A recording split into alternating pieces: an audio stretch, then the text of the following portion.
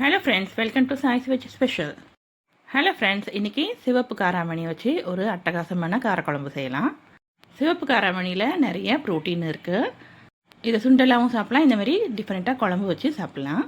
ஒரு கப்பு சிவப்பு காராமணியை சுடு தண்ணியில் ஒரு 2 மணி நேரம் போல் ஊற வச்சுக்கலாம். ஒரு எலுமிச்சை சைஸ் அளவுக்கு புளி ஊற வச்சுக்கோங்க. ஊற வச்ச காராமணியை குக்கரில் ஒரு 5 விசில் போல் வச்சு எடுத்துக்கலாம். இப்போ ஒரு வானொலி அடுப்பில் வச்சுக்கோங்க. நல்லெண்ணெய் சேர்த்துக்கோங்க. கடுகு, உளுந்தம்பருப்பு, வெந்தயம் சேர்த்துக்கலாம். இதோட நறுக்கின வெங்காயம் சேர்த்துக்கலாம். சின்ன வெங்காயம் இருந்தால் அதுவும் சேர்த்துக்கலாம். உரிச்சு வச்சிருக்கிற வெள்ளை பூண்டியும் சேர்த்துக்கலாம். நல்ல பொடியாக நறுக்கின தக்காளியும் இதோட சேர்த்துக்கலாம்.